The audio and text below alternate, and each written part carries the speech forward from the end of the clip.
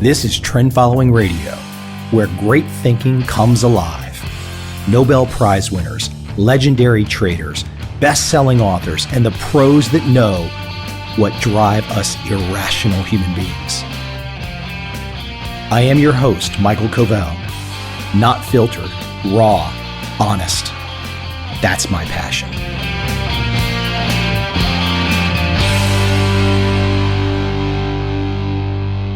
I love Rod Serling. What a great writer. What a great spoken word narrator. And he lays out where I want to go today quite succinctly. Very nice, very nice. But let me add to Mr. Serling. So I guess that was probably sometime in the 60s. Let me add to Mr. Serling circa 1984 with a very famous commercial that only aired one time. Today we celebrate the first glorious anniversary of the Information Purification Directives. We have created, for the first time in all history, a garden of pure ideology, where each worker may bloom, secure from the pests, obeying contradictory reports. Our unification of laws is more powerful a weapon than any fleet or army on earth. We are one people, with one will, one resolve, one cause.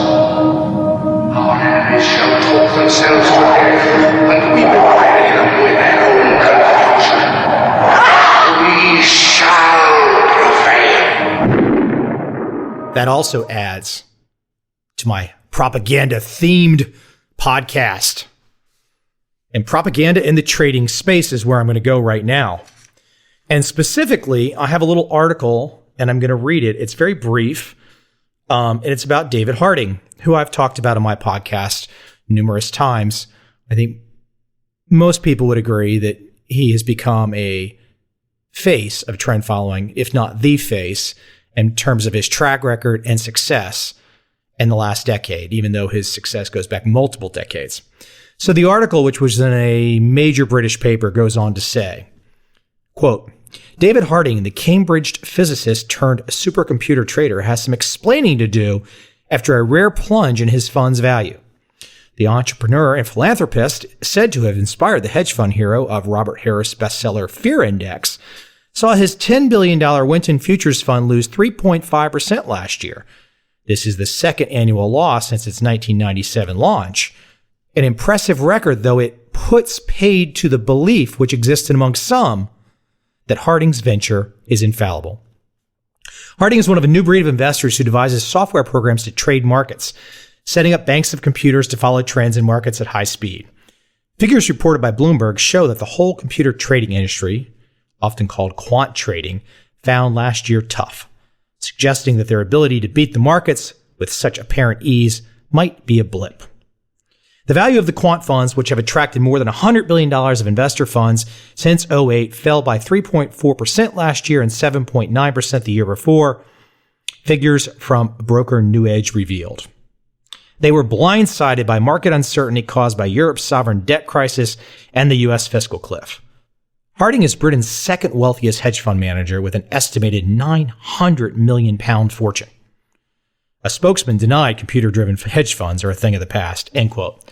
Well, that is a fantastic piece of nonsense. And I'm going to go over it in OCD level detail because the authors of said piece, which I've not even looked up who these folks are Jamie Dunkley and Laura Chesters. And I did not even bother to write down the British paper that this appeared in. But once again, Jamie Dunkley and Laura Chesters. So before I start to rip the living shreds out of this nonsense, and not because I'm like some David Harding fanboy or Homer or this or that, I like an intellectually honest piece of writing. So Jamie and Laura, let's establish from the beginning. You are either both not very bright, or you wrote misleading copy on purpose.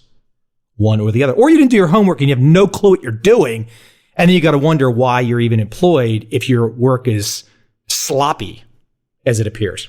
So first off, a rare plunge. So I had to pull out my little trusty dusty dictionary here, and I was looking at the word plunge.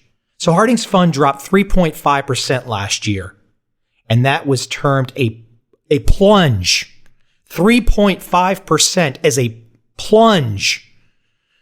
To descend steeply, fall precipitously, to move forward and downward violently. So a 3.5% drop is a violent drop. Now, why do they do this? I mean, you got to ask yourself, as I start to drill into this, there's a purpose for this. There is a purpose. Anybody with a pulse can look at my books. They can look at the disclosure documents. They can see the performance track records for Harding, for all the trend following traders. You can see it on a monthly basis. You can see that 3.5% is essentially freaking noise when it comes to a trend following trader. It's inconsequential. It means nothing. Continuing, the article talks about that Harding has been deemed by some, I don't know who these some are, but there are some people out there that deem Harding as infallible. Well, I know he doesn't deem himself as infallible because I've sat down with him on multiple occasions, and he talks about uncertainty. He talks about risk. He talks about how it can all blow up and go the wrong way. The man doesn't say he's perfect. He's never said such. I've got the Winton papers in front of me right now, which is the document that essentially launched his fund. There's nothing in there about infallibility. Absolutely nothing in there about infallibility. So, Jamie and Laura, that would be point number 2. I mean, you've either done this on purpose, or you don't know what you're doing. And look, I don't want to sound angry or antagonistic or mean or nasty or anything, or overly too passionate. But this just is nonsense. This is just bad work. And it's, once again, it's either done on purpose or because people aren't that bright. So continuing, the article goes on to talk about that Harding has set up banks of computers to follow trends in markets at high speed. High speed. What the hell does that mean? He is not a high frequency trader. He is not a high frequency trader. I don't care how big your fund is. The size capital is irrelevant. Every bit of David Harding's trend following fund, the signals that are generated for the trend following component of it can be done on one simple little Macintosh laptop. There is no massive numerical computation going on to become a trend following trader. It just doesn't exist. It's not there. Continuing. So the article goes on to say that the ability to beat the markets with apparent ease might have been a blip. Well, I don't know what the definition of apparent ease is, but when I look at a trend following track record, I don't know if I necessarily say to myself apparent ease, but I see volatility. I see up and down. I see machinations. And how does one 3.5% down year, which has been deemed a plunge, now all of a sudden make a track record of 20, 30, 40 years, and I'm going beyond Harding, a blip? How does one 3.5% down year equal a blip? And once again, I'm not doing this because I'm trying to defend David Harding. He's a big boy. He can defend himself. He doesn't need me to do it. But I'm defending the strategy of trend following trading. I'm defending what this means. What is this technique? That, let's be honest about it, no one really knows what trend following trading is. It doesn't make a difference how many books I've written or a film that I've made or how many blog posts that I've put up. The world is dominated by mutual funds. It's dominated by buy and hold. And I mean, that's just the way it is. It's dominated by it. And I'm going to go into an example here from someone that wrote me earlier talking about that very issue. One other point, though, I wanted to make in this Harding this Harding piece, is it talks about that they were, mind you, the predicate of this is 3.5% is a plunge, okay? So later on here it says is that they were blindsided by market uncertainty. David Harding was blindsided by market uncertainty because of a 3.5% plunge. David Harding's entire career has been built on navigating market uncertainty. Market uncertainty is the reason he exists. Trend following adapts to market uncertainty. Trend following is the only strategy that I know of that is built for market uncertainty. That doesn't mean you make money every month. It doesn't mean you make money every year. It just doesn't happen that way. You know, the end of this article talks about that they were blindsided by market uncertainty. And here's where they add the fundamental part. If you're going to talk about quant traders and you're going to mischaracterize and misconstrue what they do completely, and you're going to talk about 3.5% being a plunge, then you might as well at the very end of the piece say that the market uncertainty caused by Europe's sovereign debt crisis and the U.S. fiscal cliff. Now, you can't get through an article about David Harding, can you not, without at least attributing his down year to the American fiscal cliff. Now, I'm feeling very South Park right now to some degree because I'm actually starting to think that Jamie and Laura could be mentally challenged. And I say that in a helpful way because if they are mentally challenged, perhaps they can get help. Perhaps there's time. Maybe they can take some medication. They can do something to help. Maybe they're 16 years old. I don't know. I don't really want to pick on them too hard. I mean, maybe they're blind. Maybe they don't even have, I don't know. Maybe they don't have the ability to read. Maybe they don't know what they're doing. Maybe they're 22 years old and they just got out of journalism school and they were just assigned this little task and they have no earthly idea who David Harding is, what trend following is, what quant trading is, or anything at all. So maybe they don't have a clue. Maybe it's an agenda. But let's bring it back around because I'm bringing up, once again, I start this with propaganda because this is an entire hatchet piece. It's an entire propaganda piece. David Harding, for me, is the subject area, but it's about trend following. It's the continual mischaracterization of trend following, the continual not describing what it is. And for whatever reason, and I guess that's why I'm here. I'm here to set the record straight. So I had a friend on Facebook write me, and this kind of adds in more to the propaganda. And this is what we're up against. So there's two big financial advisors in America. They get all kinds of radio time. You got Dave Ramsey and Rick Edelman. Now, Ramsey's the king, and Rick Edelman's on quite a bit too. Both of these guys are convinced that you cannot make money trading. Impossible. Okay? They're both convinced of this, that it's impossible. You can't make money trading. So the best thing you can do is buy and hold mutual funds, perhaps ones that they've helped create, because of course they've got to make money too. You're going to buy and hold a mutual fund and don't think that you can make money trading. Just assume that you're some poor sucker out there. Take your gruel. And when the grand state gives you your gruel at the end of a lifetime, when it's time to retire, just accept what you were given. And then maybe when you're about 80 years old and you're looking back, you start reading, maybe you'll pick up one of those old Covel books and be like, God, who are these trend following traders that made all this money?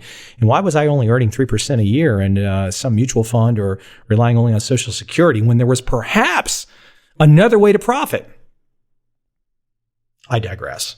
Back to Ramsey and back to Rick Edelman. So they both say you can't make money trading. And they both are fond of saying that there's nobody on the Forbes 400 that make money from trading. So this friend of mine, Davey, writes me and he says, well, what about George Soros or Ray Dalio or T. Boone Pickens or Steve Cohen or Jim Simons, Paul Tudor Jones, Bruce Kovner, trend following trader, Louis Bacon, David Tepper, Stanley Druckenmiller, John Paulson, John Arnold, Julian Robertson, John Henry. I know he's a favorite whipping boy of everybody. It's always a good thing to be a whipping boy, when you just happen to have built $2 billion businesses and happen to have made yourself an own billion. But anyways, those are guys that are all they're either on the Forbes 400 or they've qualified for it or whatnot. So why do these guys that have these major radio programs, Rick Edelman and Dave Ramsey, why do they, once again, kind of like my pair of reporters here, Jamie and Laura, why do Rick and Dave persist in putting out false information, propaganda? Because they have something to sell. I have something to sell too, but you know what I do that's different than these two guys? And they're punks, okay? They're punks. You're a punk when you don't give both sides of it. Because you know what? I always put in my books, I say, here's buy and hold. Here it is. Here's the chart for buy and hold. And here's trend following. You can look at both of them and you can make a comparison. Maybe that trend following is too volatile for me. I don't want that. Makes a hell of a lot more money than buy and hold, but I don't know if I can live with that volatility, even though the S&P has dropped over 50% twice in the last decade. We just kind of conveniently ignore that. So Ramsey and Rice-Delman, as Rick likes to use his webpage. I have no beef against these guys. I hope they're good guys. But you know what? When you leave bits and pieces out, you really got to question whether someone's a good guy. So they leave out the existence of trading successfully. They leave it out. They don't put it in. They leave it out. And why do they do that? They do that because they think you're a sucker. They do that because you think you're a sap. And maybe you are. Maybe you have been so conditioned and so beaten down that you no longer have the ability to critically think. That's quite possible. It is one of the reasons that I put sheep in my film. Not because I'm some wonderful intellect. I'm just a normal guy. But you know what I try to do? I try to use both of my eyes, and I try to look straight ahead and behind me and to each side. I don't just put horse blinders on and pretend that there is a little fantasy of naked pygmies in front of me. Because that's apparently what's going on here with two of America's biggest radio talk show guys, Dave Ramsey and Rick Edelman. They refuse to let you know about the success of these traders. And of course, if they did happen to come up, they were just the lucky survivors. They did nothing special. They were just the ones that were the monkeys typing on the keyboard frenetically, just bashing their paws against the keyboard, and they just happened to type up Shakespeare. That was how they all made their money. There was no plan to it. See, David Harding just sits down at computers, and it doesn't make a difference what he does because he's just the lucky monkey. Right? Well, let's just say this flat out. If Rick Edelman and Dave Ramsey both think that all these guys are lucky monies, there's no money to be made from trading, they refuse to talk about it. It's just dishonest. If that's their belief, they're dishonest. But you know what? Look, I don't want to stop you. If you're into listening to a 3-hour radio show whose prime message, whose prime message is, you have too much debt. Cut your credit cards in half and you'll be happy. No shit, Sherlock. Really? I've got too much debt. I need to cut my credit cards in half. You know what? I understand that there's quite a few Americans out there, quite a few people around the world that maybe have no clue what's going on. Okay? And I actually think it's admirable that if Dave and Rick have shows on the radio that are helping people that really have no clue and don't know how to manage credit cards, and they're helping them to eliminate debt. I'm not making fun or anything. I think it's a noble endeavor. But shut your pie traps up when it comes to telling someone about trading. If you're either going to leave out information or you're going to kind of marginalize things or you're going to mislead people. Just be quiet and go away. This is my belief. Now, it's up to you to say, well, this guy Covel sounds like he's out there on a ledge. Maybe he's not all that stable. Maybe he's not. But I tell you this, go read some of these books from Dave Ramsey, these books from Rick Edelman. Listen to their radio shows. Go read this article that I was quoting earlier about David Harding. And then compare it. Compare it to the 4 books that I've written. Actually, it's 5 books, but one of them is more of a guide. Compare it to the 5 books that I've written. Compare it to the film that I've directed. Compare it to the thousands of blog posts that I've put up. Just compare it. Try and honestly compare it.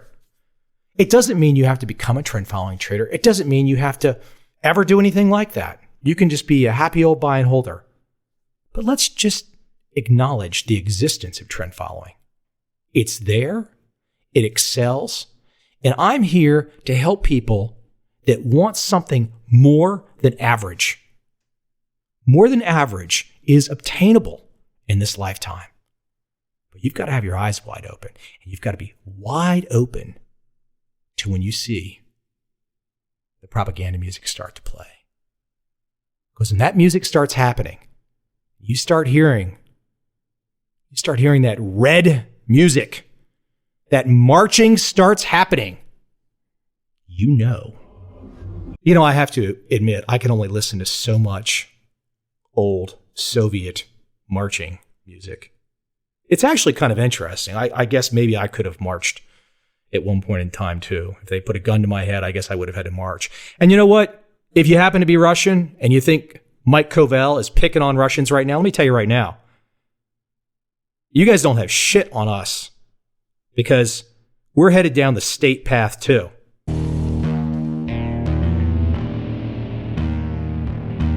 I see a time when those awake will understand how to make money in up, down, and surprise markets. Whether new trader or experienced, college student or financial advisor, protecting against a crash or just trying to make a lot of money, trend following offers everyone an answer in uncertain times. To get started immediately, send me an email, michael@covel.com. I will send you the right trend following steps to take along with my free video. But if you want to buy and hold, trust the government and trust Wall Street, this is absolutely not for you.